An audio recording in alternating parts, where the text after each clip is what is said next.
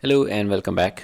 Today we are going to do a deep dive project using Python which will create daily backups of our important files in new folders. The video will cover from simplest copy paste of one file from one location to another, and with increasing difficulty our final code will be able to scan multiple directories, pick only specific extensions, check if the file has been modified in last X number of days. It could be 5, it could be 10 days depending on the preference. Then create new folder for each day and paste files in there. Without further ado, let's get into it. I have my VS Code open here. It's saved as IPython notebook. That is much easier to work with. Our first iteration of code simply will copy and paste one file from location A to location B. We only need shutil library to copy file from one location to another. So let's import shutil. Shutil library stands for shell utilities and offers a number of high-level operations on files and collections of files. You can explore more on documentation page. For now, we will be using copy method from the shutil library. Next, we give the location of the file that we need to copy, and we will save it in source underscore file variable. We provide the backup underscore directory, which is where we want the files to be pasted to or the files to be copied to.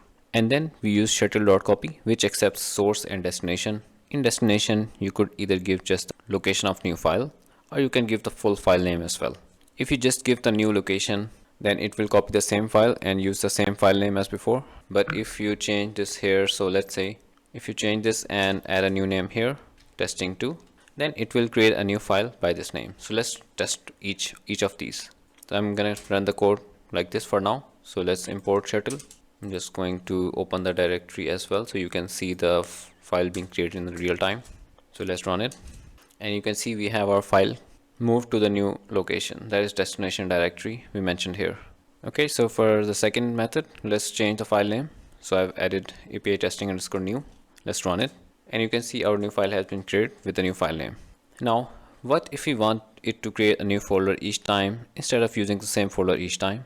Let's introduce OS library to the mix. So let's import OS. OS library stands for operating system and provides miscellaneous operating system interface. From OS we will be using make directory. So let's search it, make dirs.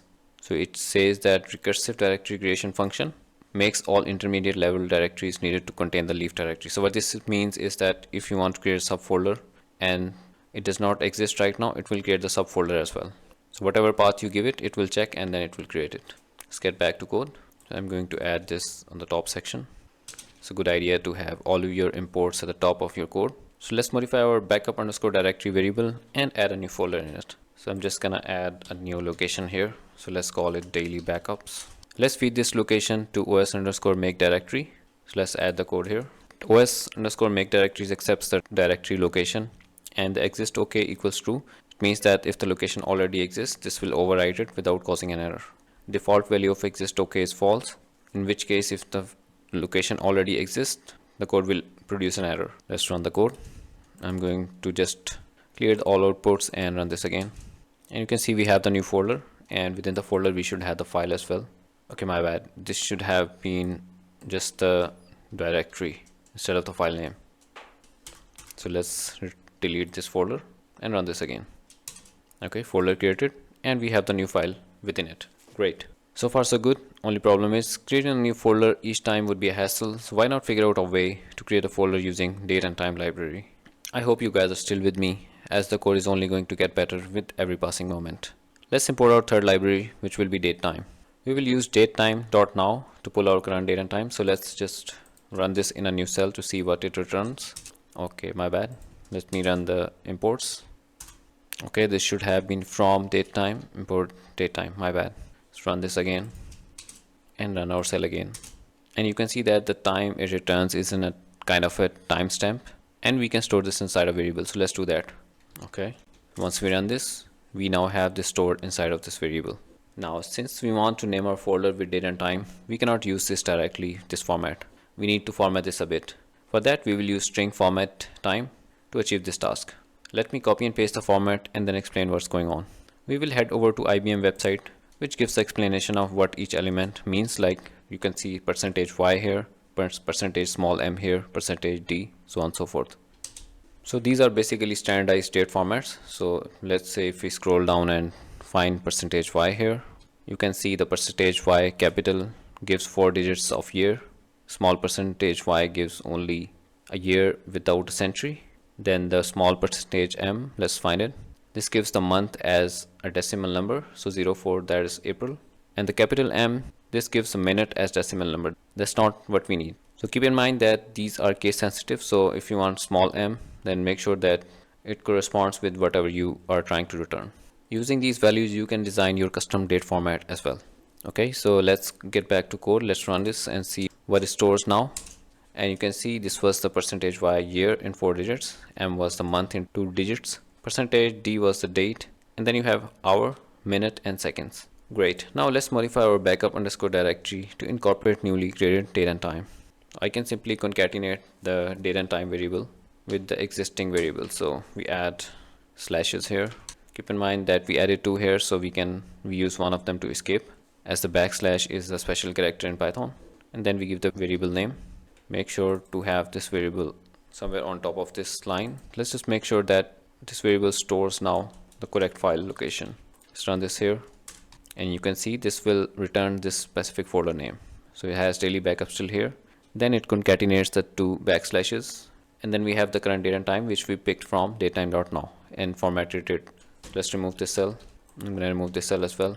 I'm gonna run this cell, and what we're gonna do now is open the folder again, and let's see if this creates our new folder. From here we can see that it should have made the folder inside of daily backup. So let's open this folder, and voila, we have the new folder created here, and inside of it we have the API testing file, which our code copied. I hope you guys are still awake, so let's push through. You notice that we combine the date and time variable using plus or concatenate.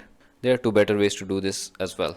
One is os.path.join, and the next one is fstrings. Let's look at both. First, let's look at os.path.join. So the way it works is we already have the OS library loaded, so we're just gonna say path and we're gonna say join. And what it does is it joins each path you give it. So let's say our first path will be this one from here to here, and the comma x says backslash, so you don't have to give backslashes here. The next value we have is this one, so let's give this variable here, and let's just see what this returns. And you can see this gives us the same location that this gave. So you have location till daily backups, and then it adds here. So keep in mind that we do not have to give this backslashes. It automatically adds the backslashes. Second method is using fstrings. So let's do that. So we add this inside of print. We add fstrings. Keep in mind we will need to add r as well, because we are working with locations. Or we can just copy and paste this. So let's paste this here. We remove one of them. Now we give us 1 slash here, and then we give curly braces, and whatever value we want to be picked up from a specific variable, we give this inside of curly braces. Let me comment this out. Let's run this to see if this works. And yeah, you can see this works and gives the same location. So if we print both of these side by side, we should have the same result. Let's check it. And yeah, you can see we have the same result for each of them. Alright, so this wraps up this part of the video. In the next part, we will continue to build on our code. I hope you had fun, and I'll see you in the next part.